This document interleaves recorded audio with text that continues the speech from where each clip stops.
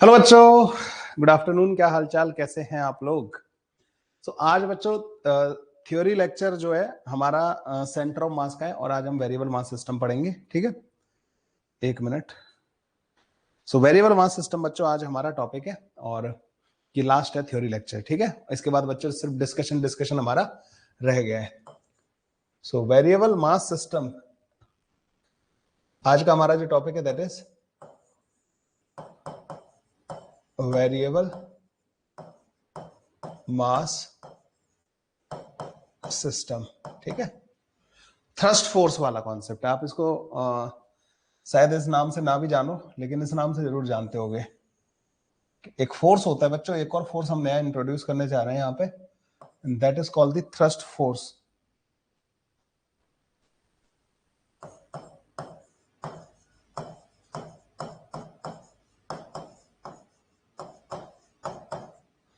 Thrust force. ठीक है, आज मैं आप लोगों को बच्चों थ्रस्ट फोर्स पढ़ाने वाला हूं। वीडियो ऑफ है, अब तो विजिबल है ना?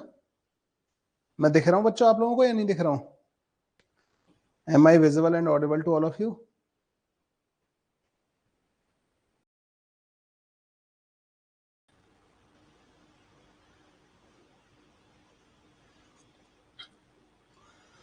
अब देखो भाई,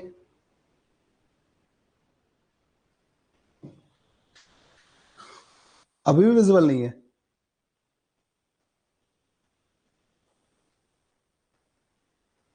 ओके, मैं उसको रिफ्रेश करना भूल गया। ठीक है, चलो चलो कोई ना, ठीक है, अब ठीक हो गया ना। बच्चों आज का टॉपिक मैंने बता ही दिया आप लोगों को, वेरिएबल मास सिस्टम या फिर इसी को बोलते हैं बच्चों थ्रस्ट फोर्स। तो थ्रस्ट फोर्स आज हम लोग जो है पढ़ने वाले हैं। एक ऐसे सिस्टम के बारे में बात करने वाले हैं बच्चों जिसमें मास वेरी करता है। ठीक है, मास वेरी करने वाले केसेस को हम पढ़ेंगे इसके अंदर। इसी में बच्चों हमारे केसेस आते हैं जिनमें हम बात करते हैं ना इसके बारे में, क्या कहते हैं, रॉकेट प्रोपल्सन वगैरह, वो सारा के सारा बच्चों इसी का पार्ट है। ठीक है, गुड आफ्टरनून, गुड आफ्टरनून। अच्छा बच्चों, अब हमारा बहुत ही जल्दी एक और टॉपिक स्टार्ट होने वाला है, रोटेशनल मोशन। रोटेशनल मोशन जो टॉपिक होगा बच्चों, उसको जो है थोड़ा सा मैं चाहता हूं कि रोटेशनल मोशन में बीच में गैप ना आए, है ना? तो हम क्या करने वाले हैं कि रोटेशनल मोशन को मंडे से स्टार्ट करेंगे। ठीक है, मंडे से स्टार्ट करेंगे बच्चों ना रोटेशनल मोशन को। आपका जो भी इस हफ्ते का रह गया है डिस्कशन वगैरह, वो आप लोग जो है निपटा लेना इसी हफ्ते में। कल कल का मैं क्या कर रहा हूँ बच्चों के, आप लोग अपना बैकलॉग वगैरह कंप्लीट कर पाओ, कल की हम छुट्टी कर लेंगे। ठीक है, तो कल मैं आपकी छुट्टी कर देता हूँ, जिससे कि आप अपना कोई बैकलॉग वगैरह डिस्कशन, वही होमवर्क वगैरह अगर रह गए आप इसको कर पाओ। परसों बच्चों डिस्कशन होगा, सेंटर ऑफ मास खत्म करेंगे और उसके बाद जो है हमारा रोटेशनल मोशन बच्चों मंडे से स्टार्ट करेंगे। रोटेशनल मोशन की जो क्लासेस होंगी ना बच्चों, रोटेशनल मोशन की जो क्लासेस होंगी बच्चों, वो बेसिकली यूट्यूब पे भी लाइव होंगी, है ना? तो मंडे से स्टार्ट करते हैं इसको, 12:30 बजे वाला जो टाइम रहेगा 12:30 से करेंगे बच्चों, क्योंकि मैं कहीं ना कहीं लेट हो ही जाता है, वजह से 12:30 बज गए। टाइमिंग अगर चेंज करना चाहते हो चलो ठीक है, इस टॉपिक पर अगर आप डिस्कस करना चाहते हो कि टाइमिंग चेंज करने को लेके, कितने लोग चाहते हैं टाइमिंग को चेंज करना? टाइमिंग चेंज करने में कितने लोग इंटरेस्टेड हैं? I have few other slots also available. मेरे पास सुबह 9 बजे 9:30 बजे से मैं अवेलेबल रहता हूँ ऑफिस में। ठीक है, आप बताओ 9:30 बजे से लेके 11 बजे तक हम कर सकते हैं। ठीक है, 9:30 से 11 बजे तक कर सकते हैं, I don't have any problem. 9:30 to 11 हम लोग कर सकते हैं। कितने लोग इस चीज से सपोर्ट कर रहे हैं वो 9:30 अपने कमेंट बॉक्स में लिख दें। ठीक है, मतलब चैट में लिख दीजिए कि सर 9:30 मैं आ जाऊंगा। 9:30 जितने भी बच्चे अटेंड कर रहे हैं वो बताओ जल्दी से मुझे ना, 9:30 में कोई प्रॉब्लम है आप लोगों को? 9:30 टू 11। आदित्य, दीपा, 2 बच्चे तो बोल रहे हैं, और बाकी लोग? Vinay Rathore, 9:30 is fine, 3 students are there for 9:30। दिया कितने बजे से कितने बजे तक क्लास रहती है आपकी? क्या टाइमिंग है आपकी क्लास का?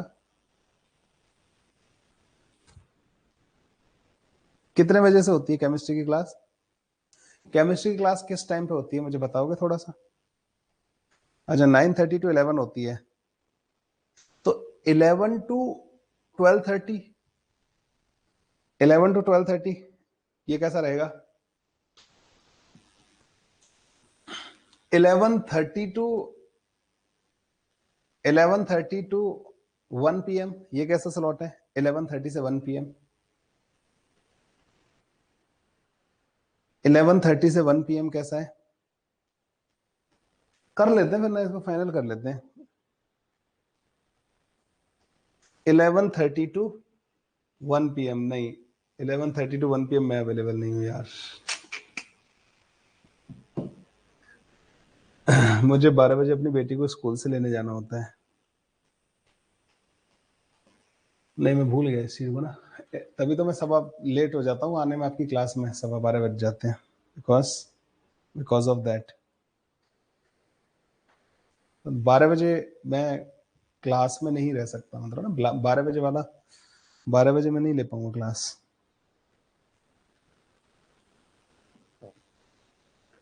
अच्छा, जितने बच्चे प्रेजेंट हैं वही मेरे लिए मैटर करते हैं, ठीक है? So what about 4 PM? Are you interested in 4 PM to 5:30? 4 PM to 5:30, 4 PM to 5:30।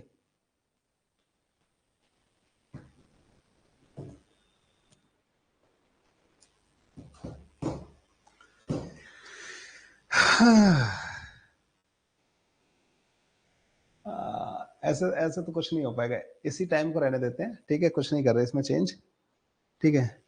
कोई फायदा नहीं है इसमें चेंज करके, ठीक है? तुम सारे आ रहे हो, इसी को ऐसे ही रहने देते हैं, ठीक है? टाइम को चेंज नहीं करते। चलो भाई, यार 9:30 में और कंफर्टेबल नहीं है ना यार, क्या करूं बताओ? चेंज तब किया जाता है, तुम 6 लोग अगर मतलब एक पर्टिकुलर टाइम पे नहीं आ पा रहे हो तो मुझे लगता है कि अगली बहुत सारे बच्चे रोटेशन से आने का वेट कर रहे होंगे कि रोटेशन से आएंगे, तो फिर एकदम सब कुछ डिस्टर्ब हो जाएगा उन लोगों के लिए ना, ठीक है? हाँ, तो ये टाइम सबसे बढ़िया है, इसको अब छेड़ते नहीं, अब ये बैच चल रहा है, इसको ऐसे चलने देते हैं, ठीक है? तो हमारा जो टाइम है यही 12:15 के करीब जो है, 12:15 टू 1:45 तक जो भी है, इसी पे चलने देते हैं बच्चों, ठीक है? इसी टाइम पे बच्चों क्लासेस होंगी। चलो भाई, वेरिएबल मास सिस्टम के बारे में बात कर लेते हैं, ठीक है? तो वेरिएबल मास सिस्टम होता क्या है बच्चों? यहाँ पे कुछ चीजें होती हैं, पहले तो कुछ टर्म्स होती हैं, उनको डिफाइन कर लेते हैं, ठीक है? तो टॉपिक स्टार्ट कर रहे हैं बच्चों, वेरिएबल मास सिस्टम, ठीक है? करें भाई, स्टार्ट करें वेरिएबल मास सिस्टम। सो आज का हमारा टॉपिक है बच्चों वेरिएबल मास सिस्टम, जहां पे सिस्टम का मास जो है वेरी कर रहा होता है और उसकी वजह से थ्रस्ट फोर्स आता है। अभी तक हमने जितना भी डिस्कशन किया है ना, उसमें हम लोगों ने जिस भी पार्टिकल या जिस भी बॉडी के ऊपर हम फोर्स लगाते थे, उस पार्टिकल या उस बॉडी का मास चेंज नहीं हो रहा होता था। अब हमारा जो सिस्टम होगा ना, जिसको हम सिस्टम डिफाइन करेंगे, जिसको हम कंसीडर करेंगे कि हम इसमें इंटरेस्टेड हैं, इस पे लगने वाले फोर्सेस में इंटरेस्टेड हैं, वो सिस्टम, उस सिस्टम का क्या हो रहा होगा बच्चों? उस सिस्टम का जो है मास टाइम मतलब चेंज हो रहा होगा, इसलिए वेरिएबल मास सिस्टम या एक कॉन्सेप्ट आया थ्रस्ट फोर्स का, ठीक है? तो थ्रस्ट फोर्स होता कैसे है, कैसे लगता है, किस डायरेक्शन में लगेगा, कितना लगेगा, ये सारा का सारा डिस्कशन बच्चों अब हम लोगों को करना है, ठीक है? तो यहाँ पे बच्चों कुछ टर्म्स होती हैं, जैसे एक सबसे पहली टर्म होती है यहाँ पे, सबसे पहली टर्म होती है बच्चों, दैट इज, सबसे पहले मैं लिख रहा था दूसरे नंबर की टर्म, ठीक है? लेकिन अभी हम लिखेंगे सबसे पहली टर्म, ठीक है? तो सबसे पहली टर्म होती है बच्चों यहाँ पे एक मास पर सेकंड जो निकल रहा होता है सिस्टम से, ऐड हो रहा होता है, उसको डिफाइन करते हैं, ठीक है? तो एक होता है बच्चों म्यू, विच इज माइनस का डीएम डिवाइडेड बाई, मतलब which is DM by D t, ठीक है? एक मिनट ना, DM divided by D t. अब इसमें बच्चों कई बार प्लस भी लगा रहता है, माइनस भी लगा रहता है, और ये म्यू के बराबर होता है। ये क्या चीज होती है बच्चों? rate at which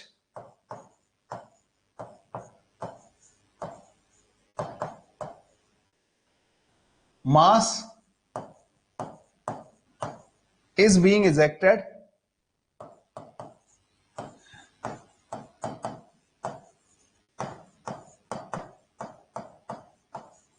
or added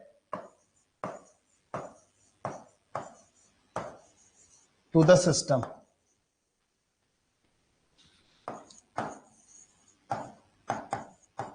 ठीक है, अगर मास इजेक्ट हो रहा है बच्चों तो म्यू जो है माइनस का डीएम बाई डी होगा, और मास अगर ऐड हो रहा है तो म्यू जो है डीएम बाई डी प्लस का होगा। ठीक है, डीएम बाई डी के बराबर होगा। इसकी यूनिट होती है बच्चों, यूनिट इज किलोग्राम पर सेकेंड। ठीक है, तो मास जिस रेट से निकल रहा होता है बच्चों उसको बोलते हैं हम म्यू। ठीक है, म्यू बोला जाता है बच्चों ने, इसको म्यू से रिप्रेजेंट करते हैं। रोटेशन को बच्चों हम मैंने बताया ना आप लोगों को कि मंडे से स्टार्ट करेंगे। ठीक है, मंडे से। ठीक है, अच्छा बच्चों, अगर ये म्यू कांस्टेंट है, इफ म्यू इज कांस्टेंट, ठीक है भाई, and mass is being ejected, and mass is being ejected from system of initial mass m not. एक सिस्टम था बच्चों जिसका इनिशियल मास m नॉट था, जैसे रॉकेट मान लो, तो रॉकेट का मास था बच्चों मान लो स्टार्टिंग में m नॉट के बराबर। ठीक है, और उससे म्यू की रेट से, mu which is a constant, मतलब जैसे आपने किसी ने बोल दिया 10 किलोग्राम पर सेकंड की रेट से फ्यूल बर्न होता जा रहा है, तो ये एक तरीके से फ्यूल बर्न होगा, गैसेस में कन्वर्ट होगा, बाहर निकल जाएंगी। मतलब एक तरीके से ऐसा हो गया कि 10 किलोग्राम मास जो है पर सेकंड उससे निकलता जा रहा है। स्टार्टिंग में मास उसका एम नॉट था, तो बच्चों अलग अलग टाइम पे मास अलग अलग होता जाएगा। तो अगर मैं किसी भी टाइम पे इसका मास लिखूं तो बच्चों क्या लिखूंगा, mu is equal to minus का डीएम डिवाइडेड बाई dt, ऐसे लिखूंगा बच्चों। तो यहां पे आ जाएगा बच्चों तुम्हारे पास माइनस का डीएम, इसका integration is equal to mu into dt के बराबर बराबर आ जाएगा। इनिशियल मास कितना था, m नॉट के बराबर, किसी भी टाइम पे मास हो गया m, कितने टाइम में बच्चों, 0 से t टाइम में, तो यहां आएगा माइनस का m not is equal to mu into T के बराबर। तो बच्चों जो m की वैल्यू आ जाएगी ना, वो किसके बराबर आ जाएगी, तो यहाँ पे माइनस ऑलरेडी लगा हुआ है ना, तो m की वैल्यू जो आ जाएगी बच्चों वो m नॉट माइनस सॉरी, तो m नॉट माइनस का म्यू इंटू टी के बराबर आ जाएगी। लेकिन ये फॉर्मूला बच्चों कब लगेगा, ओनली किसी भी टाइम पे जो मास होगा सिस्टम का वो क्या हो जाएगा, इतना। कब लगेगा ये फॉर्मूला बच्चों, जब कांस्टेंट रेट से मास निकल रहा हो। अच्छा, मास अगर ऐड हो रहा होता है इसमें तो क्या होता, यहाँ पे बच्चों हम प्लस लेते फिर, ठीक है, डीएम बाई डी पॉजिटिव का होता, फिर यहाँ प्लस आ जाता, यहाँ पे प्लस आ जाता, तो m हो जाता बच्चों m नॉट प्लस का म्यू टी के बराबर। तो इसको भी लिख लो बच्चों।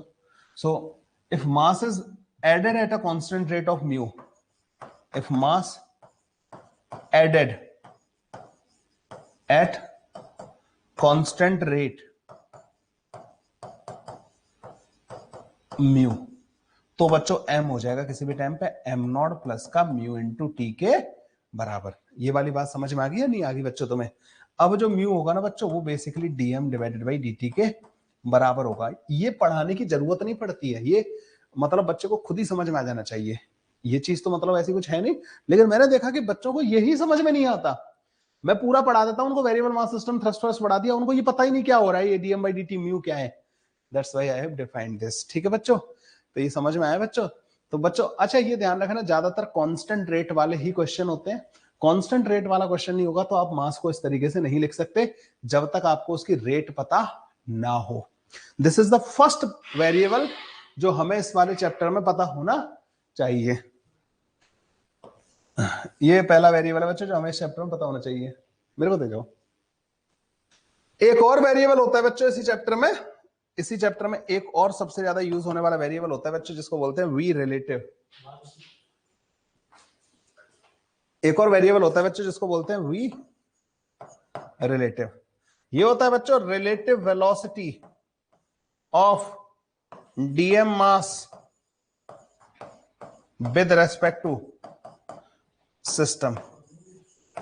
ठीक है, तो जब किसी भी सिस्टम से मास ऐड हो रहा है या निकल रहा है, उस ऐड होने वाले या निकलने वाले मास की सिस्टम के रेस्पेक्ट में जो वेलोसिटी होती है ना बच्चों, उसको बोलते हैं वी रिलेटिव। तो दो इंपॉर्टेंट चीजें बच्चों यहाँ पे म्यू और वी रिलेटिव, ये दो बहुत ही इंपॉर्टेंट चीजें। क्या ये आप लोगों को दोनों के दोनों समझ में आ गई? जैसे रॉकेट होता है ना बच्चों, रॉकेट से गैसेस इजेक्ट होती हैं। तो गैसेस की बच्चों दो स्पीड होती हैं, एक रॉकेट के अंदर बैठे हुए बंदे को दिखाई देगी और एक जमीन पे खड़े बंदे को दिखाई देगी। आपने एक ऐसा क्वेश्चन किया है रिलेटिव मोशन में जिसमें रॉकेट की स्पीड दे रखी थी शायद, गैसेस की स्पीड दे रखी थी शायद रॉकेट के रेस्पेक्ट में, और तुमसे ग्राउंड के रेस्पेक्ट में पूछा था। तो वो क्वेश्चन इस चीज को ध्यान में रखते हुए रिलेटिव मोशन में दिया गया था। तो ये तो तुम्हें पता है कि रॉकेट के अंदर वाले, अब रॉकेट से गैसेस इजेक्ट हो रही हैं तभी तो रॉकेट को थ्रस्ट मिल रहा है। अरे आजकल तो स्पेस एक्स के रॉकेट वगैरह का बड़ा डिफरेंट टाइप के वीडियोस आते रहते हैं, तुम लोग देखते भी होगे, सबको पता होगा। तो रॉकेट से गैसेस नीचे की तरफ इजेक्ट होती हैं, तो वो मास है डीएम मास, मतलब डीटी टाइम में जो मास निकला ना वो नीचे की तरफ निकला। तो रॉकेट के अंदर बैठे बंदे को क्या लगेगा कि गैसेस नीचे की तरफ निकल रही हैं। रॉकेट इज माई सिस्टम जिसमें मैं इंटरेस्टेड हूं। क्या मैं गैसेस में इंटरेस्टेड होऊंगा? हाँ भाई, स्पेस एक्स वालों का किस में इंटरेस्ट होगा? कितना गैस निकला इसमें थोड़ी इंटरेस्टेड होंगे। They are interested in the rocket, rocket के पास कितना थ्रस्ट आया, कितना मतलब कितनी हाइट तक गया एंड सो ऑन, सारी की सारी बातों में वो रॉकेट में इंटरेस्टेड है। तो रॉकेट के रेस्पेक्ट में गैस की जो वेलोसिटी होती है ना बच्चों, that is called this v relative. और रॉकेट से जो गैसेस पर सेकंड जिस रेट से निकल रही होती है उसको हम बोलते हैं बच्चों mu, which is this DM by D. लिख लो भाई जल्दी से इनको पहले तो, ठीक है, लिख लो जल्दी से। ये दो पैरामीटर है बच्चों जो पूरे इस चैप्टर में बहुत काम आएंगे। एरोडो में बहुत अच्छे अच्छे क्वेश्चन दे रखे हैं इसके, मैं तुम लोगों को सजेस्ट करूंगा उनको सॉल्व करने के लिए, ठीक है। एरोडो वगैरह में दे रखे हैं इसके क्वेश्चंस ना।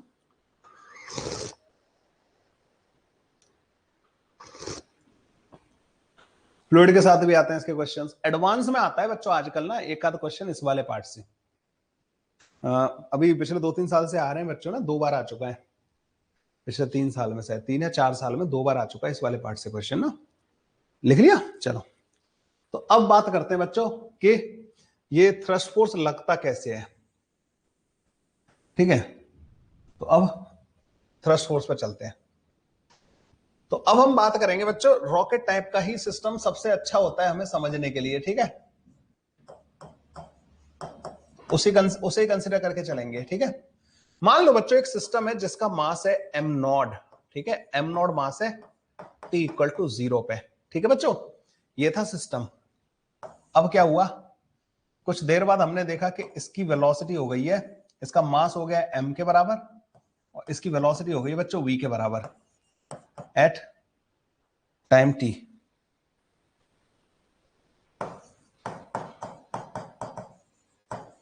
ठीक है, टी टाइम पे बच्चों इसके पास कुछ वेलोसिटी आ गई, इससे मास निकला। निकलने की वजह से जैसे रॉकेट होता बच्चों ना, रॉकेट का स्टार्टिंग में मास एम नॉट था, गैसेस इजेक्ट की, ऊपर जाने लगा, उसकी किसी भी टाइम पे वेलोसिटी आ जाएगी, नहीं आ जाएगी बच्चों, ठीक है। तो उसकी वेलोसिटी आ चुकी है मान लो वी के बराबर। अब अगले dt टाइम में t प्लस का डेल्टा टी टाइम में, डेल्टा टी बच्चों जो कि dt है, मतलब ना बहुत छोटा टाइम इंटरवल है। अगले dt टाइम में इसमें से कुछ मास निकल जाएगा, उस मास को बोलते हैं डीएम। जो dt टाइम में निकलता है ना बच्चों उसको हम बोलते हैं डीएम, और इसका मास हो जाएगा बच्चों m माइनस का डीएम के बराबर। ये हो जाएगा नहीं हो जाएगा बच्चों? डीएम मास उससे निकल गया, क्योंकि this is a variable mass system. Mass constant नहीं रखना है मुझे मोशन के दौरान। मोशन के दौरान मास निकल रहा है या ऐड हो रहा है, हम निकलने वाले के लिए डेरिवेशन करेंगे, बाद में ऐड करने वाले के लिए हम उसको मॉडिफाई कर देंगे, ठीक है। यहां तक बच्चों क्लियर है? ओके। अब क्या होगा बच्चों कि जब ये मास निकलेगा ना, जब ये मास निकलेगा, जब रॉकेट से गैसेस निकलती हैं, तो गैस जो है ना बच्चों, गैस को रॉकेट नीचे की तरफ पुश करता है। तो रॉकेट पे उसका रिएक्शन पेयर ऊपर की तरफ लगता है, तो गैस नीचे की तरफ निकलेगी, रॉकेट ऊपर की तरफ जाएगा, उसकी स्पीड बढ़ेगी, बिकॉज ये निकलने के दौरान उस गैस को पुश कर रहा है। There is a relative velocity between both of them. तो बच्चों होगा क्या कि इसकी जो वेलोसिटी थी ना v, वो चेंज हो जाएगी, और वेलोसिटी तो बच्चों इसके पास भी आएगी। तो इसकी वेलोसिटी हो गई बच्चों v प्लस का dv के बराबर, ठीक है, v वेक्टर प्लस का dv वेक्टर के बराबर। और इसकी जो वेलोसिटी आएगी ना बच्चों, वो आएगी dv, नहीं, वो आएगी बच्चों v वेक्टर प्लस का v रिलेटिव के बराबर।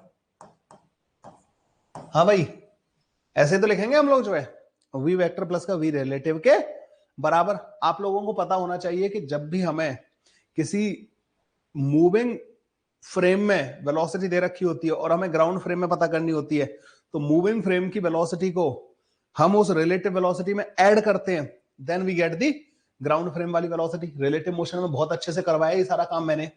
तो इसकी वेलोसिटी मुझे इसके फ्रेम में पता है v रिलेटिव,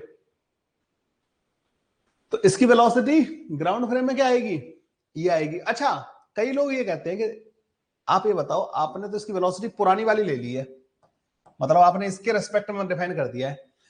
कई लोग कहते हैं कि नहीं जी, इसकी वेलोसिटी जो लिख रहे हैं ना, हमें इसके रेस्पेक्ट में लिखनी है, हमें वो v रिलेटिव इसके रेस्पेक्ट में। तो मैं कहूंगा ज्यादा से ज्यादा क्या आ जाएगा, dv वाला टर्म और आ जाएगा यहाँ पे, और उससे कोई फर्क पड़ता नहीं है, ठीक है, उससे कोई फर्क पड़ता नहीं है बच्चों। ये लिख लो,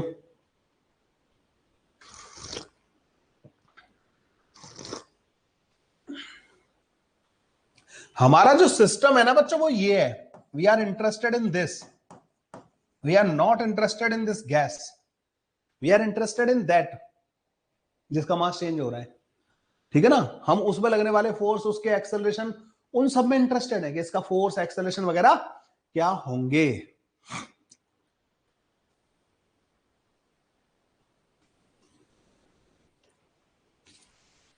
ठीक है भाई। अब यहां से लेके यहां तक मैं एक चीज लिख रहा हूं कि मान लो यहां पर कोई एक्सटर्नल फोर्स लग रहा था, तो फॉर T2 T प्लस का डेल्टा T, इस ड्यूरेशन में T से लेके T प्लस का डेल्टा T तक एक्सटर्नल अगर कोई फोर्स होगा तो उसने कोई इंपल्स लगाया होगा, F external into delta T के बराबर। हाँ भाई, कोई अगर एक्सटर्नल फोर्स लग रहा होगा तो उसका इंपल्स कितना आएगा, या उसकी वजह से मोमेंटम में चेंज कितना आएगा, F डेल्टा T के बराबर। तुम्हें पता है कि बाहर वाला फोर्स इस पूरे सिस्टम पे, इस वाले पे अगर कोई बाहर से फोर्स लग रहा है तो उसने कितना फोर्स, उसका मोमेंटम में चेंज कितना आया होगा, इतना। और ये होना चाहिए बच्चों P फाइनल वेक्टर माइनस का P इनिशियल वेक्टर के बराबर, ठीक है ना। तो इस सिस्टम पे अगर कोई एक्सटर्नल फोर्स लग रहा है तो उसकी वजह से मोमेंटम में जो चेंज आएगा इस पूरे सिस्टम के लिए, वो इतना आएगा, ठीक है। आपने कहा कि ठीक है सर, तो इसे लिखोगे आप F external vector into delta T is equal to P final M minus का DM, M माइनस का DM V वेक्टर प्लस का DV वेक्टर प्लस का DM OV वेक्टर प्लस का V रिलेटिव वेक्टर, ठीक है। ये सब ना इतनी गंदी गंदी जो कैलकुलेशन है ना, इनका एक तोड़ बताऊंगा मैं तुम्हें ना अभी थोड़ी देर में, एंड आप कहोगे सर इतना आसान है क्या ये, बस वो 2 लाइन याद रखना। ये मेरी मजबूरी है बच्चों इसको एक्सप्लेन करना, अदरवाइज वो 2 लाइन बच्चों एक तरफ से समझोगे अमृत की तरह काम करती हैं वो, ठीक है, जीवन दान दे देती हैं तुम्हें। माइनस का M इंटू V वेक्टर, ठीक है, ये इनिशियल मोमेंटम था और फाइनल मोमेंटम ये हो गया। अगर आप यहां से देखो, अगर इसको ओपन करो आप, तो F external into delta T is equal to MV vector minus plus का MDV वेक्टर माइनस का V वेक्टर इंटू DM, ठीक है, माइनस का DM इंटू DV प्लस का DM into V vector DM into v relative minus का m into v vector. अब अगर आप इसमें देखो तो देखो ये कट जाएगा, ठीक है, और देखो बच्चों क्या कट जाएगा यहां से, ये इससे कट जाएगा, और ये टर्म बच्चों बहुत ही छोटा होगा, ये वाला टर्म क्या होगा, बहुत ही छोटा होगा ये वाला, इसको हम इग्नोर कर सकते हैं। और ये delta t which is very small, इससे हम इसको डिवाइड कर देंगे, तो we get f external is equal to M DV divided by D t plus का ov relative dm divided by D t. We get this relation. लेकिन तुम्हें पता हो तो F net equal to m a type का equation आया करता था, इसमें कुछ इक्वेशन अलग आ रहा है। ये देखो m db by D t, ठीक है, v relative dm divide by D t. इसको थोड़ा सा मॉडिफाई करके लिख लेते हैं, वो एफ एक्सटर्नल माइनस का v relative into dm divide by D t is equal to M dv vector divided by D t. अब ये इक्वेशन ऐसी लग रही है कि f net equal to m a लिख दिया जैसे तुमने ना यहाँ पे, देखो ये वाली इक्वेशन देखने में ऐसी लग रही है ना, f net equal to m a, लेकिन चलो एक्सटर्नल फोर्स तो मैंने अलग लिखा हुआ है, व्हाट इज दिस टर्म, सो ये वो वाला इफेक्ट है बच्चों जो मास के निकलने की वजह से आ रहा है। इस वाली टर्म को बोलते हैं बच्चों थ्रस्ट फोर्स, इस वाली टर्म को क्या बोलते हैं, थ्रस्ट फोर्स। तो एक्सटर्नल फोर्स और इस मास के इजेक्ट होने की वजह से आया हुआ थ्रस्ट फोर्स, इन दोनों का resultant is equal to m into acceleration of this mass. मतलब जो ये जिसमें आप इंटरेस्टेड हो ना, आप इसको तो छोड़ दे रहे हो, एम इंटू ए। तो रॉकेट के लिए पता है क्या लिखोगे, रॉकेट के ऊपर एक्सटर्नल फोर्स, जैसे रॉकेट अगर जा रहा है तो रॉकेट के ऊपर एक्सटर्नल फोर्स कौन होता है, mg, ठीक है ना, तो that external force is mg, that is downward. और रॉकेट के ऊपर एक लगता है बच्चों थ्रस्ट फोर्स, गैसेस के निकलने की वजह से, जो mg को काउंटर करता है और रॉकेट को लिफ्ट देता है, that is this force. And this दोनों का जो नेट आता है, थ्रस्ट फोर्स जब mg से बड़ा होगा तो रॉकेट एक्सेलरेट होगा m इंटू ए। क्या ये आप लोग रिलेट कर पा रहे हो? मैं तुम्हें और सिंपल तरीका बताऊंगा इसको याद रखने का, पर ये था बच्चों मेरा मुझे मतलब इसका डेरिवेशन बताना था कि भाई देखो ये ऐसा हो रहा है।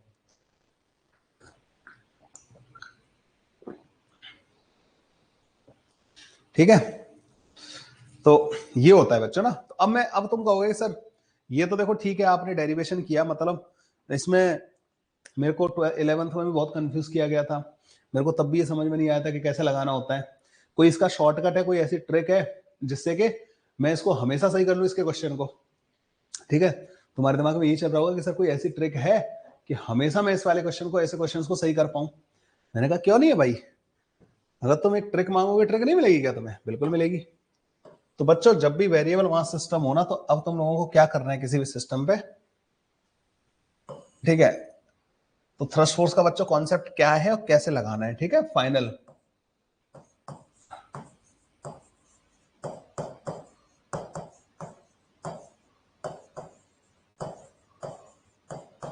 आपने जिसको भी अपना सिस्टम कंसीडर कर लिया है,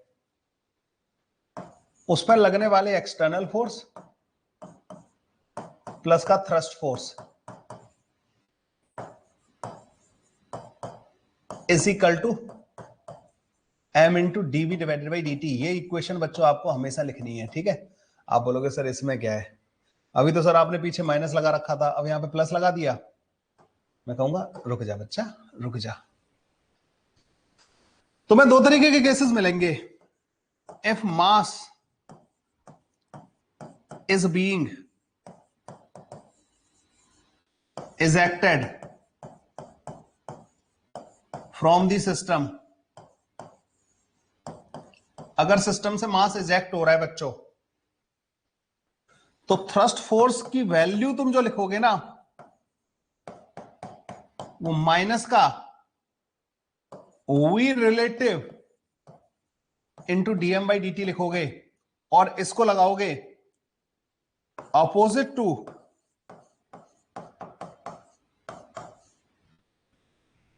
डायरेक्शन ऑफ वी रिलेटिव, तो जो गैसेस या जो मास निकल रहा है ना बच्चों, उसकी रिलेटिव वेलोसिटी के अपोजिट आप इतने मैग्नीट्यूड का विद माइनस साइन इतने मैग्नीट्यूड का फोर्स लगा देना। जैसे सबसे अच्छा एग्जांपल होता है बच्चों इसमें रॉकेट, रॉकेट प्रोपल्शन वाला। ठीक है भाई, रॉकेट किधर जा रहा होता है बच्चों, रॉकेट रखा हुआ है, ठीक है, उसको तुम टेक ऑफ करवाना चाहते हो, तो रॉकेट से क्या होता है बच्चों, गैसेस निकलना स्टार्ट होती हैं। रॉकेट के अंदर बैठे हुए बंदे को गैसेस की वेलोसिटी किधर दिखाई देगी, नीचे की तरफ। तो रॉकेट के ऊपर थ्रस्ट फोर्स किधर लगाओगे तुम, opposite to the direction of relative velocity of the V relative of DM mass. ठीक है, तो रिलेटिव वेलोसिटी का अपोजिट मतलब ऊपर की तरफ, थ्रस्ट किधर लगाएगा, ऊपर की तरफ। ठीक है, opposite to direction, opposite to the direction of, opposite to the direction of we relative, relative velocity के बच्चों अपोजिट डायरेक्शन में आपको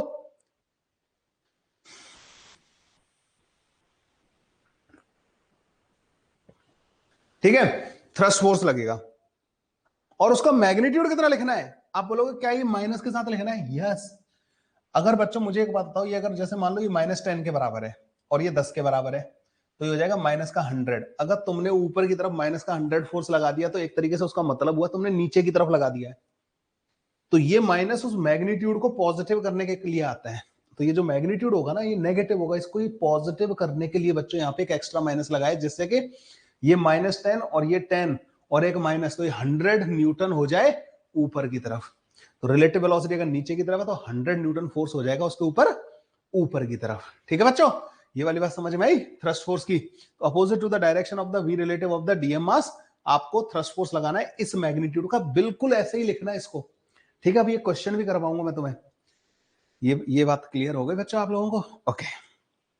अब आते हैं बच्चों, जैसे कई बार तुमने देखा होगा कि जब रॉकेट जब स्पेस में चला जाता है तो तुमने देखा होगा कि अब भाई अगर तुम्हें उसकी डायरेक्शन चेंज करनी है, मानो सपोज करो ये रॉकेट ऐसे जा रहा है, आपको इसकी डायरेक्शन जो है ना थोड़ी सी चेंज करनी है, तो व्हाट विल यू डू, यहाँ पे एक जेट लगा होगा, उसमें से गैसेस इधर की तरफ इजेक्ट हो जाएंगी, गैसेस इधर की तरफ इजेक्ट होंगी, इस पर थ्रस्ट लगेगा इधर की तरफ और ये ऐसे मुड़ जाएगा, यही ऐसे चलने लगेगा, टॉर्क भी आ जाएगा। फिर टॉर्क आ जाएगा तो ये घूमने लग जाएगा, तो घूमने से रोकने के लिए जितना तुम्हें इसको मोड़ना था मोड़ दिया, अब ये इधर जा रहा है तो फिर इधर गैसेस इजेक्ट हो जाएंगी जो कि इसे इंपल्स लगा के इसको रोक देंगी। जितनी रिक्वायरमेंट है उतनी वो सब कैलकुलेशन कर करा के इसका डायरेक्शन चेंज हो जाएगा, now it will be going in this direction. ठीक है ना, तो गैसेस जो ये थ्रस्ट लगा के मतलब जेट लगा लगा के बच्चों हम क्या कर सकते हैं, ये डायरेक्शन भी चेंज कर सकते हैं, मतलब अल्टीमेटली फोर्स लगा सकते हैं किसी सिस्टम के ऊपर ना। तो वो फोर्स ऐसे लगेगा, तो जब मास बच्चों इजेक्ट हो रहा होता है ना सिस्टम से, तो this kind of thrust force we apply. ठीक है, if mass is being added, mass is being added, if mass is being added to the system,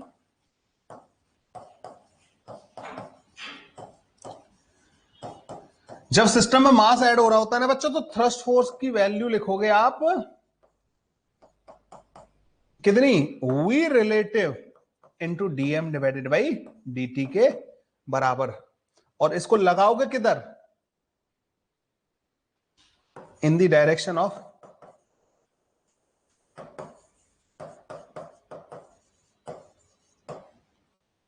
we relative of DM mass. तो डीएम मास की जो relative velocity है ना बच्चों, उस direction में आपको लगाना है थ्रस्ट फोर्स। ठीक है, बस ये जो इस पेज पे लिखा हुआ है ना बच्चों, this only you have to keep in mind, then you will be able to solve any question from this part. ठीक है, तो ये है बच्चों हमारा सारा के सारा इसका खेल, थ्रस्ट फोर्स का खेल ये है। अब हम इसके कुछ क्वेश्चंस करेंगे, फिर आप सब समझ जाओगे, आप कहोगे अच्छा ये बवाल था क्या। ठीक है, मैं देखता हूँ, सही देखते हो रेडो में ही इसका क्वेश्चन है, वही करवा देता हूँ मैं डायरेक्ट तुम लोगों को उठा के। रेडो वाला आ गया भाई,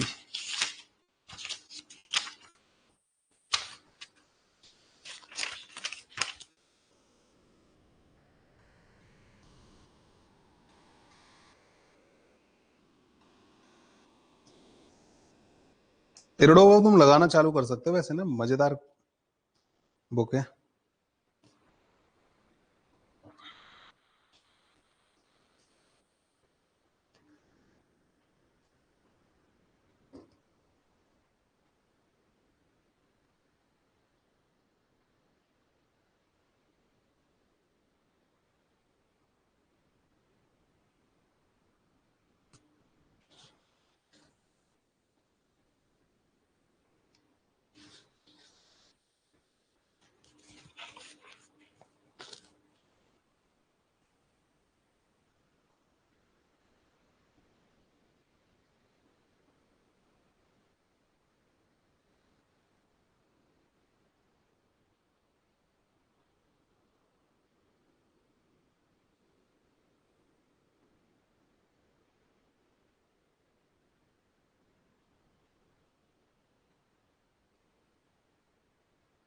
179 बच्चों, जो क्वेश्चन नंबर 179, 180, 181, 182, 183, ये सारे के सारे क्वेश्चन बच्चों किसके हैं? ये सारे के सारे वेरिएबल मास सिस्टम के बच्चों ना, इसी वाले पार्ट के हैं। 179 से लेके 183 तक आप इन क्वेश्चंस को बच्चों ट्राई कर सकते हैं।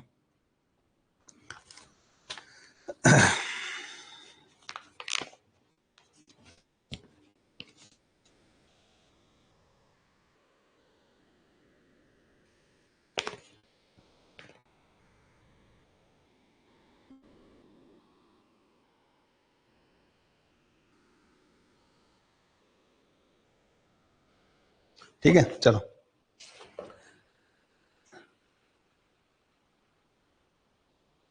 मतलब उसमें से उठा के मैंने डाल दिए शीट में क्वेश्चंस, लेकिन आप लगा सकते हो बच्चों ना।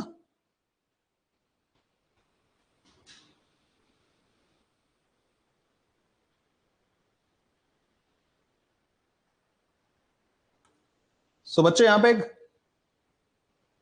खरीद लो भाई, ये वाली बुक बहुत अच्छी है, एरोडो खरीद लो।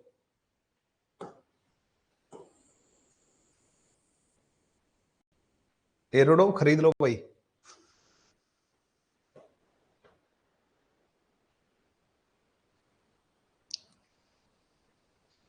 हाँ, तो मैं बता रहा था बच्चों,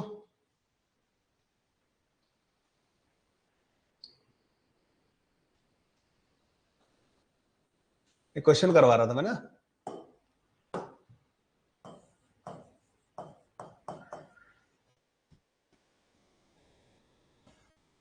तो एक रॉकेट है बच्चों, जिसका मास, इनिशियल मास m0 के बराबर दे रखा है। ठीक है, एक रॉकेट है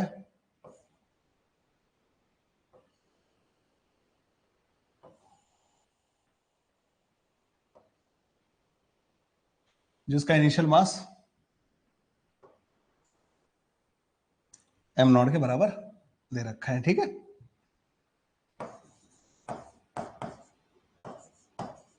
इनिशियल मास। ओके, इससे गैसेस निकलना स्टार्ट हुई। ठीक है, म्यू किलोग्राम पर second, constant rate of gas being ejected.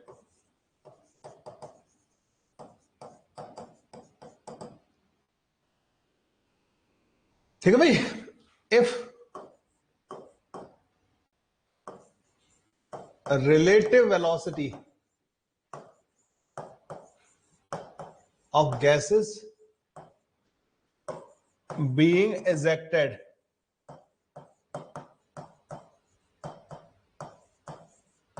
is constant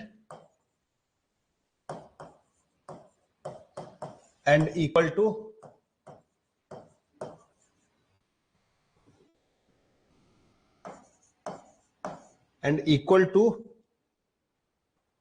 VR,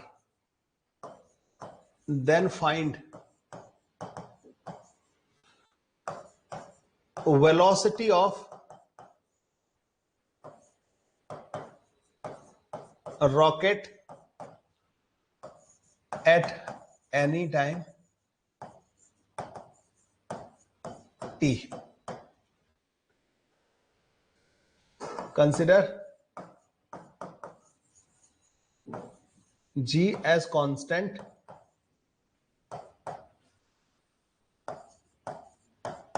till time t. ठीक है भाई, ये है बच्चों एक क्वेश्चन। सो रॉकेट वगैरह के पास क्या वेलोसिटी होगी किसी भी टी टाइम पे बच्चों? We are going to solve that. ठीक है, ये बढ़िया क्वेश्चन है, इसमें तुम्हारा सारा के सारा कवर हो जाएगा। ठीक है, तो I want all of you to try this.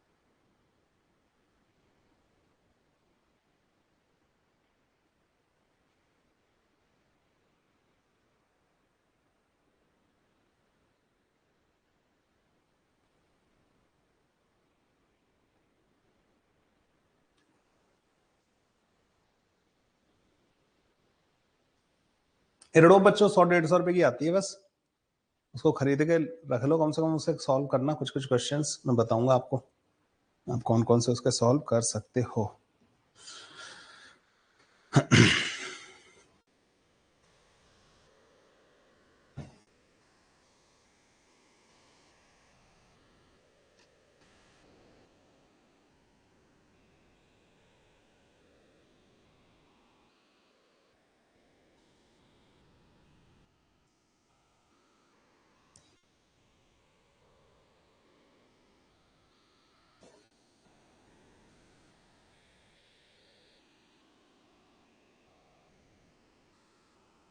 करें भाई, डिस्कस करें इसको। चलो देखो भाई, यहां से ये रॉकेट जो है लिफ्ट हो रहा है, ठीक है। इसका इनिशियल मास कितना था, m0 के बराबर। गैसेस निकल रही है कितने किलोग्राम पर सेकंड से, म्यू किलोग्राम पर सेकंड से गैस निकल रही है। तो तुम ये बात बताओ, किसी भी टाइम t पे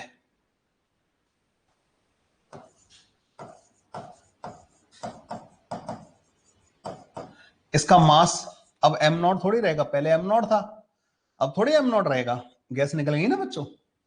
ओके, तो ये होगा बच्चों तुम्हारा सिस्टम। इस मूवमेंट में रॉकेट बच्चों कुछ वेलोसिटी से जा रहा होगा, आप बोलोगे हाँ सर ऐसे जा रहा होगा।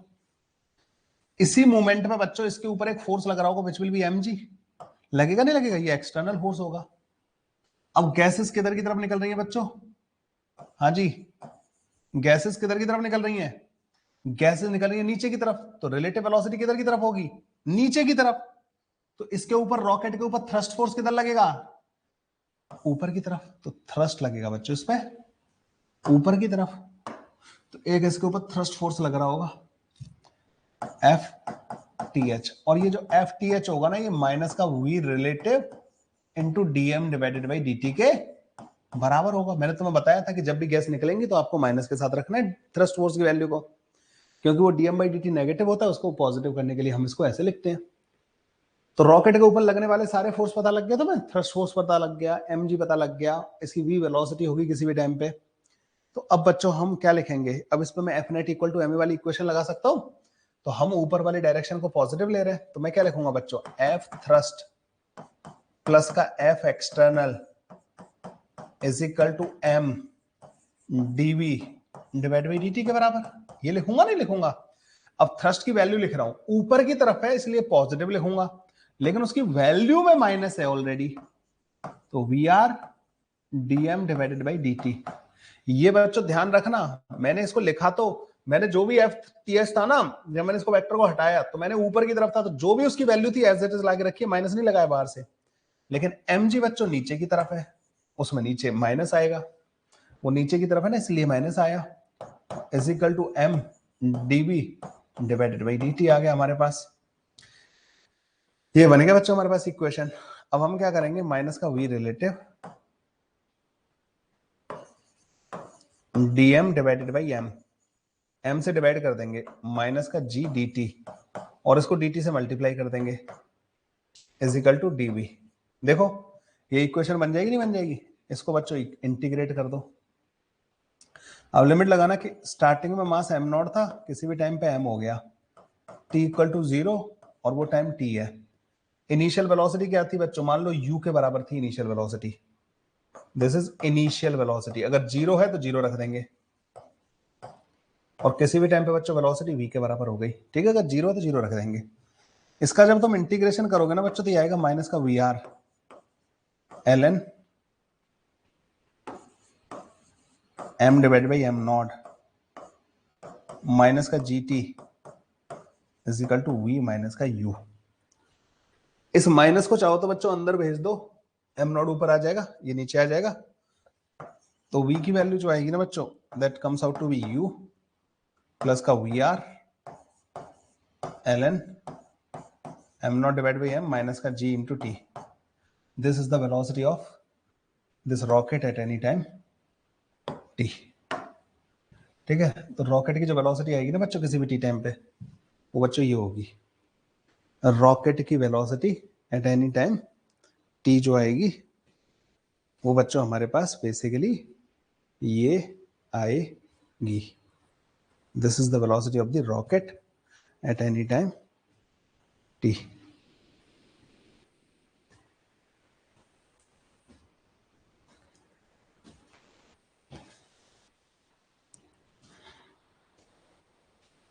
समझ में आया बच्चों कैसे किया मैंने इसको सॉल्व? रॉकेट की बच्चों वेलोसिटी किसी भी टाइम पे ऐसे आएगी। तो थ्रस्ट फोर्स कैसे लगाया, वो माइनस वाली कहानी समझ में आई। तो हमें उसके हिसाब से लगना है, लेकिन जो उसकी वैल्यू रखनी है बच्चों, जब भी नेगेटिव मास होगा ना, मतलब मास निकल रहा होगा, तो उस माइनस के साथ रखना है उसको ना। तो ये होता है बच्चों रॉकेट प्रोपल्सन वाला केस। एक और क्वेश्चन करवाता हूं जिसमें मास ऐड हो रहा हो, है ना।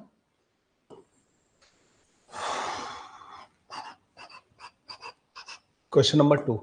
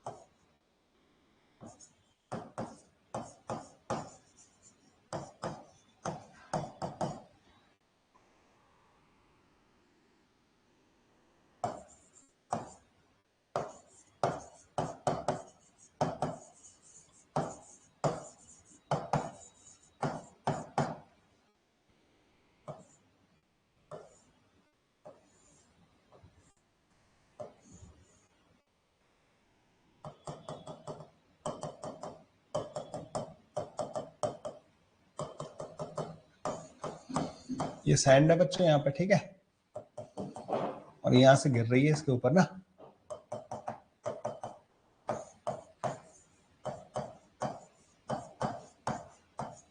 म्यू किलोग्राम पर सेकंड की रेट से बच्चों सैंड इसके ऊपर गिर रही है, ठीक है। Find the velocity.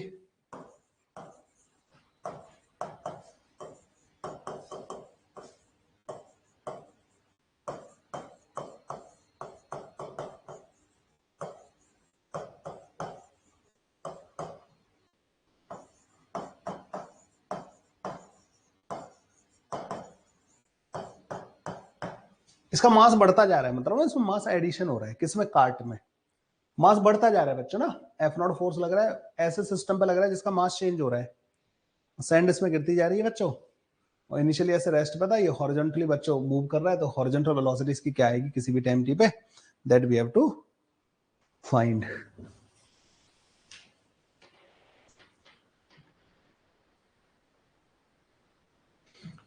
करना बच्चों इसको सॉल्व।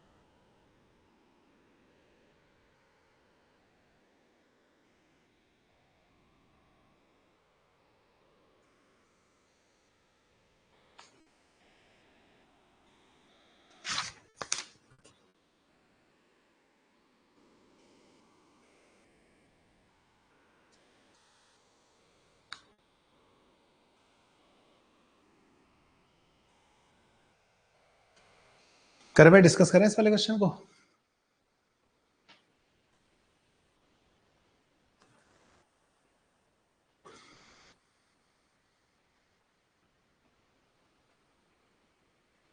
चलो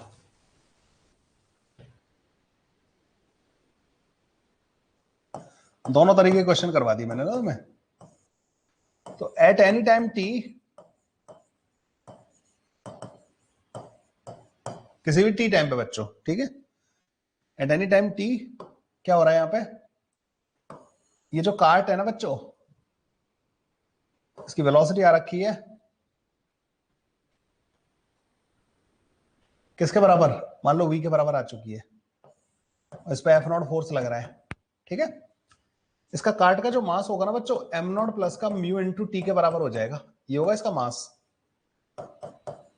भाई कांस्टेंट रेट ऑफ म्यू से मास बढ़ रहा है, मास ही हो जाएगा, है ना। आपने कहा बिल्कुल सही बात है सर, इसमें तो कोई बुराई है ही नहीं।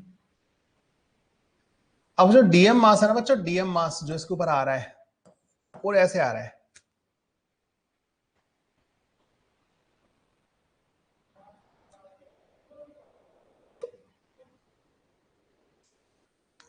और अगर तुम कार्ट के ऊपर खड़े हो जाओ, इस डीएम मास की जो रिलेटिव वेलोसिटी आएगी ना हॉरिजॉन्टल डायरेक्शन में, वो ऐसे आएगी, वर्टिकल डायरेक्शन में भी आएगी, ठीक है। इस पे खड़े बंदे को ये नीचे भी आता दिखेगा। We are not interested in this direction, because इस डायरेक्शन वाला जो फोर्सेस वगैरह लगेंगे, थ्रस्ट वगैरह का तुम लगाओगे भी तो बच्चों ये कोई उछल थोड़ी रहा है इधर की तरफ, तो इधर की तरफ तो बच्चों मोशन हमें कंसिडर नहीं करनी, we are only interested in this direction motion. तो जो बंदा यहाँ खड़ा होगा वो ये कहेगा भाई देखो जो डीएम मास है ना, उसकी रिलेटिव वेलोसिटी दो तरफ होगी, एक तो रिलेटिव वेलोसिटी का होगा हॉरिजॉन्टल कंपोनेंट, एक होगा vertical component, but we are not interested in this part. लगेगा थ्रस्ट इधर भी, जब ये इधर आके टकराएगा तो ये कार्ट के ऊपर फोर्स लगा होगा, लेकिन नीचे से ग्राउंड का नॉर्मल उसको बैलेंस कर देगा, तो it does not have motion in this direction, so we are only interested in this direction.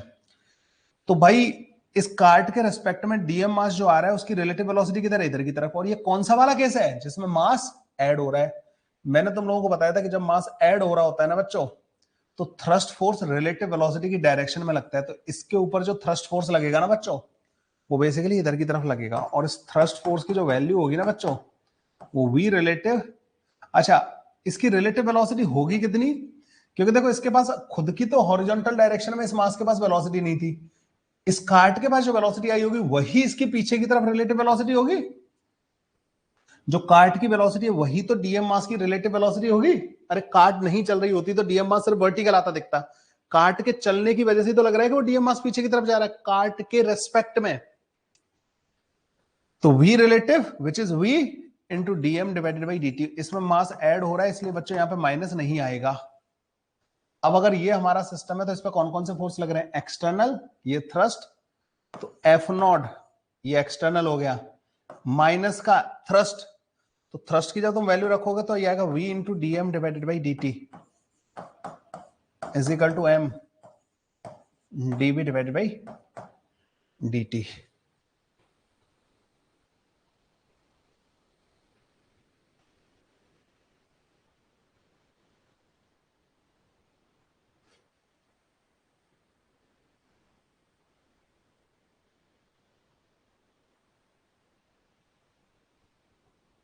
ये जो dm डिवाइड बाई dt है ना बच्चों, इसकी वैल्यू म्यू के बराबर है, म्यू, ठीक है ना, इसकी वैल्यू म्यू के बराबर है, तो बन जाएगा एफ नॉट माइनस का mu into v, and this is equal to M की वैल्यू जो होगी ना बच्चों, वो एम नॉट प्लस का म्यू इंटू टी के बराबर होगी, into d we divided by D T.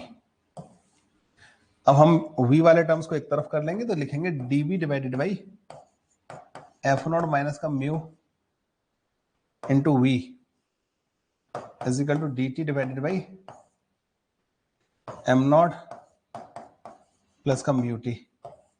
इनको कर देंगे बच्चों इंटीग्रेट, माइनस का 1 म्यू एल एन, अच्छा इनिशियल वेलोसिटी इसकी 0 थी, बाद में भी हो गई है टी इक्वल टू 0 पे एट एनी टाइम टी, तो एफ माइनस का म्यू इंटू वी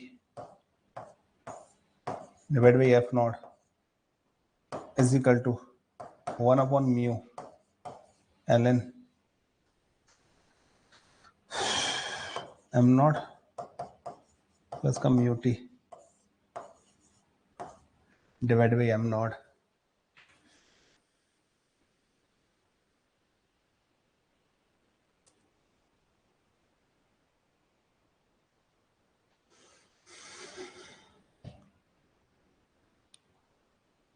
ये 1/μ तो बच्चे उड़ा देंगे, इसको F naught into M naught is equal to F naught minus का म्यू इंटू वी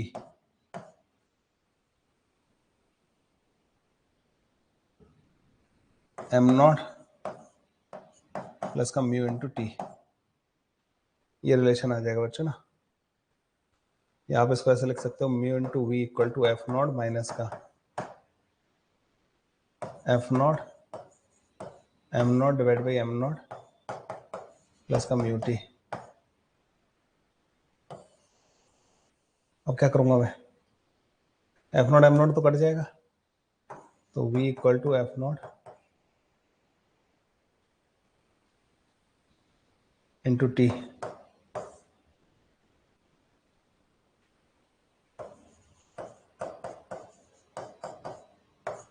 ये आ गया।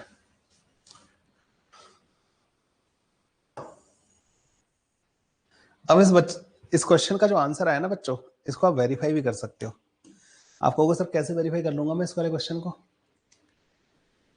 हॉरिजॉन्टल डायरेक्शन में एक ही फोर्स लग रहा है which is F naught. This force will provide a momentum of F naught into t to this system. ये फोर्स जो है बच्चों एफ नॉट इंटू टी के बराबर टोटल मोमेंटम सप्लाई करेगा या इसको प्रोवाइड करेगा। इस मोमेंटम से टोटल मास जो हो गया टी टाइम में वो हो गया एम नॉट प्लस का म्यू इंटू टी। और ये सारा मोमेंटम उस टोटल मास के पास होना चाहिए बिकॉज वो टोटल मास एक ही वेलोसिटी से मूव कर रहा है। उस वेलोसिटी को मैंने v मान लिया, तो total mass into velocity is that momentum. तो टोटल मास है बच्चों m not plus mu t और वेलोसिटी है उसकी v, तो देखो m into we equal to F naught into t. आपने इसको वेरीफाई भी कर लिया कि यही आंसर आना चाहिए था। इतना सब करने की जरूरत नहीं थी इस वाले क्वेश्चन में ना। तो हॉरिजॉन्टल डायरेक्शन में आप इसको डायरेक्ट ऐसे करके भी सॉल्व कर सकते थे कि हॉरिजॉन्टल डायरेक्शन में जो टोटल मोमेंटम है इसके पास वो हमारा कितना है, एफ नॉट इंटू टी के बराबर। F naught into T divided by total mass will be the velocity. आई बात समझ में बच्चों। ऐसे करके इस वाले क्वेश्चन को निपटा देते हो। ठीक है, तो एक्सटर्नल फोर्स ने जो मोमेंटम ट्रांसफर किया ना वही तो पूरे सिस्टम के पास होगा। ठीक है, तो पहले कोई भी मास हॉरिजॉन्टली मूव ही नहीं कर रहा था, अब एम नॉट प्लस का mu T mass horizontally move कर रहा है, तो उसके पास जो वेलोसिटी आई है वो किसकी वजह से आई है, इस एफ नॉट की वजह से।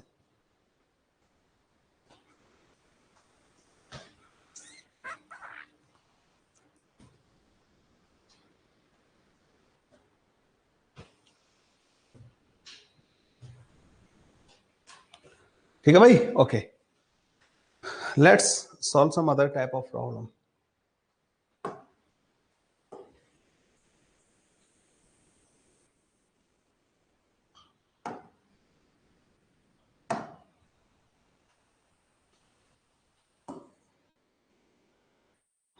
इसमें और भी टाइप के क्वेश्चंस होते हैं ना। एक दीवार है बच्चों और उस दीवार पे वाटर जेट आके टकरा रहा है।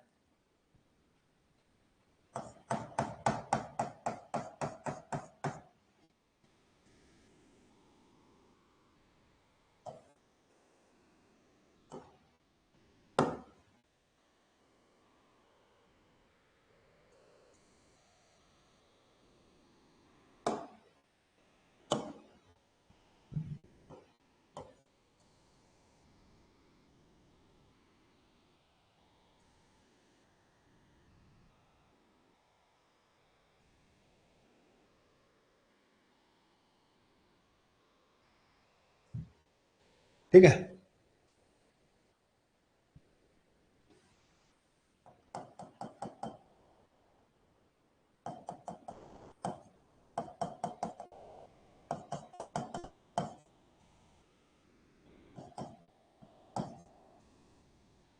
इसका जो क्रॉस सेक्शन एरिया बच्चों ए के बराबर है। जो वाटर है बच्चों that is flowing with velocity v, it strikes the wall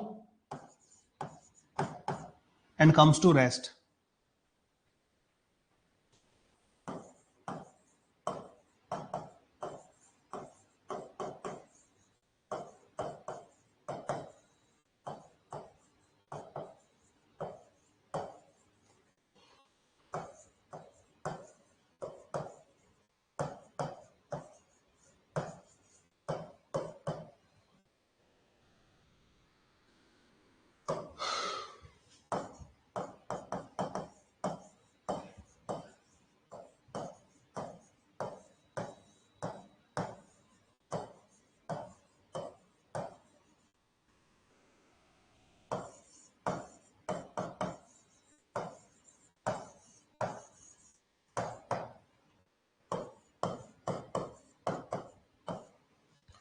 बताइए भाई, वाटर कितना फोर्स लगा रहा होगा, that we have to find.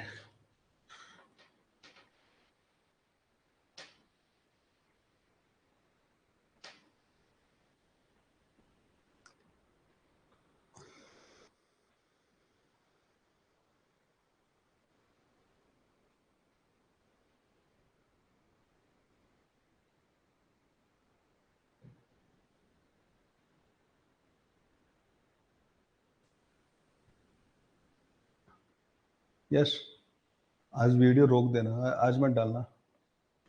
एक, हाँ, एक दिन में एक ही वीडियो जाएगा, और उससे क्या बहुत ज्यादा हो जा रहा है ना, तो आज रोक दो अभी ना, आज के लिए।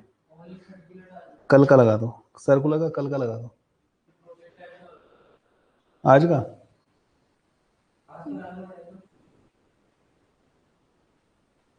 हाँ, तो आज सर्कुलर का लगा दो बस, प्रोजेक्टाइल का मत लगाओ। एक दिन में सिर्फ एक वीडियो।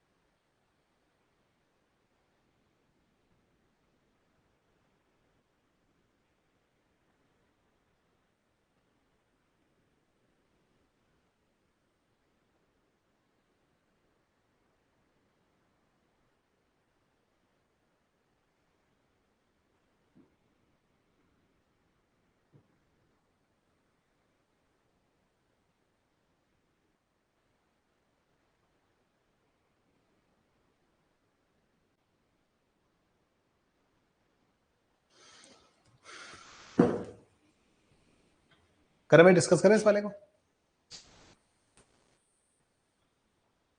देखो, इस टाइप के क्वेश्चन में बच्चों में करना क्या होता है कि जो फोर्स होता है ना दीवार पे,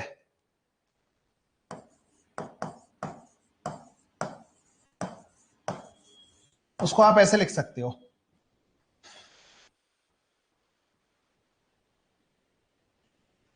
delta p divided by delta t के बराबर। क्या है डेल्टा पी बच्चों? यहां पे momentum transferred to wall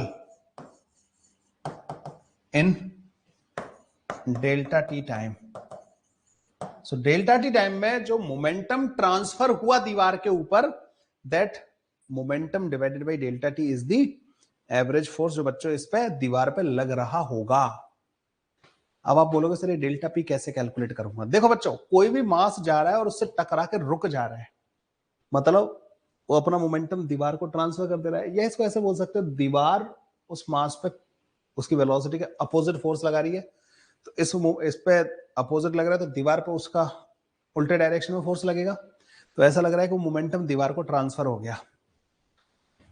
delta t time में कितना मोमेंटम ट्रांसफर होगा ये कैसे पता करूंगा? डेल्टा टी टाइम में कितना मास आके टकराया और उसकी मोमेंटम कैसे चेंज हुई। देखो बच्चों, मान लो कि ये मास की लेयर ना, मतलब वाटर की ये वाली लेयर अभी टकराने वाली है यहां से ना, तो डेल्टा टी टाइम में बच्चों जो लेयर टकराएगी ना वो basically we delta T length पीछे वाली होगी। ये जो वी डेल्टा टी है ना बच्चों, ये पूरा का पूरा मास डेल्टा टी टाइम में इस दीवार से टकराने वाला है, क्योंकि ये तो टकरा गई और डेल्टा टी टाइम बाद कौन आएगा? जो वी डेल्टा टी पीछे होगा, क्योंकि वी डेल्टा टी पीछे वाला डेल्टा टी टाइम में वी की स्पीड से ये डिस्टेंस कवर कर लेगा। भाई यहां पे जो मास होगा ना बच्चों, जो भी यहाँ पे लेयर होगी वो यहां पहुंच जाएगी, मतलब इससे आगे वाला सारा टकरा गया। इसका जो मास होगा ना बच्चों उसको हम लिख दे रहे हैं डीएम, और ये डीएम होगा बच्चों रो वाटर की density into cross section area into we into delta t. ठीक है, ये आ गया हमारे पास डीएम जो इससे जाके टकराएगा। और इस मास का हो क्या रहा है? ये मास वी वेलोसिटी से मूव कर रहा था और फाइनली रेस्ट पे आ गया है। तो कितना मोमेंटम इसने दीवार को ट्रांसफर कर दिया डेल्टा टी टाइम में? तो डेल्टा टी टाइम में जो इसने मोमेंटम ट्रांसफर किया होगा ना वो होगा v into delta m, v into dm के बराबर, और this divided by delta t, ये होगा बच्चों एवरेज फोर्स जो इसके ऊपर दीवार के ऊपर लग रहा होगा। तो v इंटू डेल डीएम हो गया बच्चों rho A into we into delta T divided by delta T, तो rho A into we square के बराबर फोर्स दीवार के ऊपर ये लगा रहा होगा। अब इसमें अलग अलग तरीके के क्वेश्चन आ जाते हैं, कई बार एयर का आ जाता है कि air of density rho is striking the wall, ठीक है, एयर मॉलिक्यूल। अब एयर के केस में क्या होता है कि बच्चों एयर के मॉलिक्यूल ना उनका कोलिजन कैसा हो रहा है इस पर डिपेंड करेगा। जैसे पानी तो आके फैल जाएगा इधर उधर की तरफ ना, वो रिबाउंड नहीं कर रहा है। एयर मॉलिक्यूल क्या है कि एयर मॉलिक्यूल आया टकराया, टकरा के पीछे भाग गया, मान लो इलास्टिक कोलिजन हो रहा है, कैसा कोलिजन हो रहा है, तो उसका मोमेंटम में चेंज बच्चों फिर अलग होगा। वाटर के केस में मोमेंटम में चेंज इस तरीके का होगा, लेकिन एयर मॉलिक्यूल होंगे ना बच्चों तो उनका मोमेंटम में चेंज अलग तरीके का होगा। अगर वो सेम वेलोसिटी से रिबाउंड करेंगे, एयर मॉलिक्यूल सेम वेलोसिटी से जाकर रिबाउंड करेंगे, तो बच्चों मोमेंटम में चेंज डबल आएगा, फिर यहाँ पे 2 आ जाएगा। ठीक है, आधी वेलोसिटी से रिबाउंड करे तो 3/2 आ जाएगा, क्योंकि अगर कोई चीज v वेलोसिटी से इधर चल रही है रुक गई तो उसके मोमेंटम में चेंज आता है mb के बराबर। लेकिन अगर कोई चीज ऐसे जा रही थी और सेम वेलोसिटी से वापस आने लग गई तो इसके मोमेंटम में चेंज होता है 2mb के बराबर। ठीक है, तो rho A into we square के बराबर आ जाएगा। बच्चों वाटर अगर किसी कंटेनर में भरा हुआ है और उसमें एक होल कर दिया आपने, तो उससे वाटर निकलने लगेगा, मतलब उस वाटर के पास मोमेंटम आने लगा, तो बच्चों वो कंटेनर के ऊपर इतना ही फोर्स लगाएगा रो ए बी स्क्वायर के बराबर। ठीक है, रो ए बी स्क्वायर के बराबर कंटेनर के ऊपर फोर्स लगाएगा। अब इसमें एक और केस होता है, एक बढ़िया सा क्वेश्चन बच्चों कई बार बन जाता है।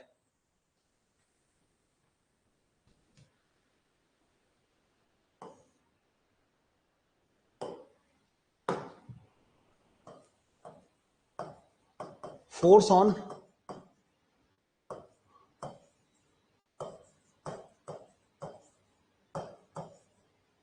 बैंड बोलते हैं इसको, क्या बोलेंगे?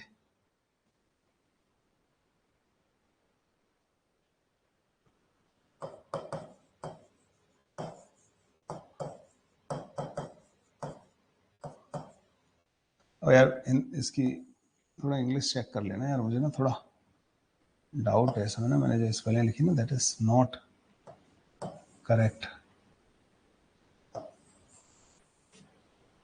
सो मान लो बच्चों कि एक पाइप था इस तरीके से, वी वेलोसिटी से इसमें फ्लूइड फ्लो हो रहा था, अब फ्लूइड ऐसे जाने लग गया। इसका जो बैंड है ना बच्चों, ये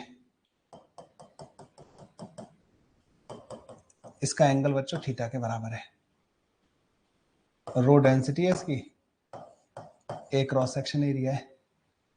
तो find the force on this section of the pipe.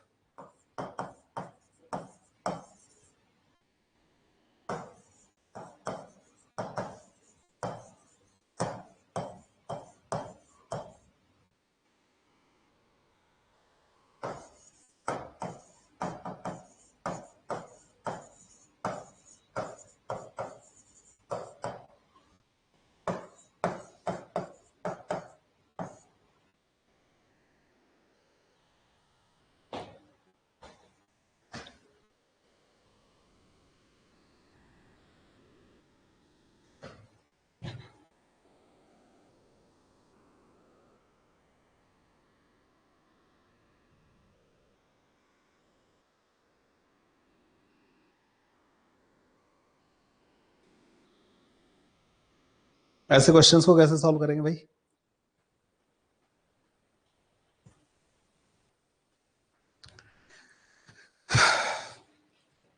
चलो इस कॉन्सेप्ट को मैं तुम्हें बता देता हूं बच्चों, वाटर वगैरह के केस में ऐसा कॉन्सेप्ट कैसे लगाते हैं। देखो बच्चों, ये जो वाटर है ना ऐसे जाना चाह रहा था, इसके पास मोमेंटम था इन this direction, in this direction momentum था। तो यहां पे पता है क्या हुआ है, इस वाटर ने इस पाइप के ऊपर ऐसे फोर्स लगाया रो ए इंटू वी स्क्वायर के बराबर, और ये वाटर रुक गया। जो इधर मोमेंटम था ना वो सारा उधर पाइप को ट्रांसफर कर दिया, रुक गया, रुक गया। लेकिन क्या यहां पे रुका रह रहा है? नहीं। अब वो रुका हुआ वाटर इधर जाने लगा तो कैसे जाएगा? पीछे की तरफ धक्का मारेगा। It apply a force in this direction rho A into we square के बराबर। Now it start moving in this direction. तो इधर की तरफ जो मोमेंटम आया ना, तो रुके हुए को चलाने के लिए वो पीछे की तरफ धक्का मार के आएगा, चलता हुआ रुकने के लिए आगे की तरफ धक्का मारेगा।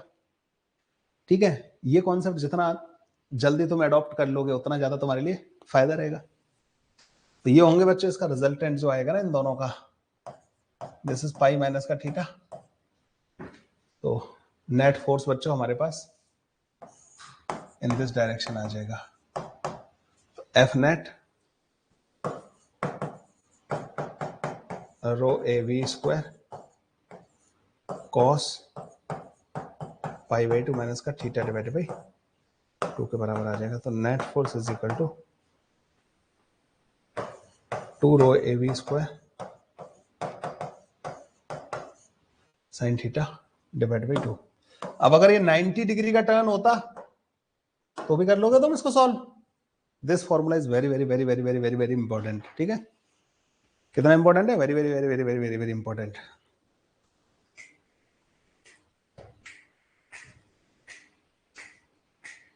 आज का लेक्चर बहुत खतरनाक था, अगर तुमने रियलाइज किया हो तो इस चीज को। अब बच्चों आप जो है एक्सरसाइज 1 कंप्लीट करके आ रहे हो और भी कंप्लीट करके आ रहे हो।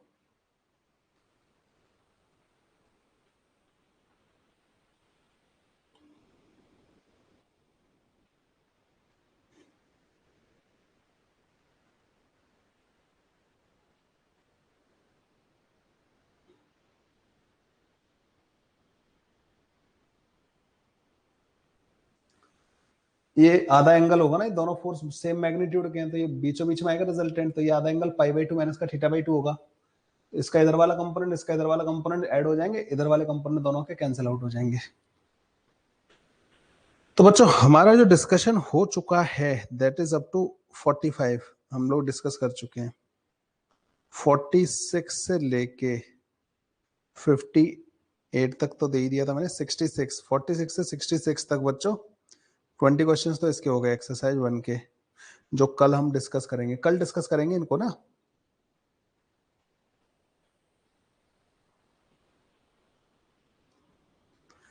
और बच्चों कल जो डिस्कशन होगा एक्सरसाइज 2 के सब्जेक्टिव का, मतलब करीब 6-7 डिस्कस हो चुके हैं हमारे ऑलरेडी। ठीक है, एक्सरसाइज 2 के सब्जेक्टिव में हम लोग डिस्कस करेंगे बच्चों अप टू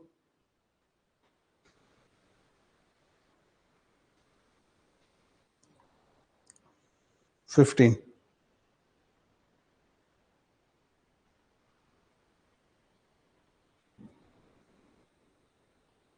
15 तक करेंगे बच्चों डिस्कस, ठीक है।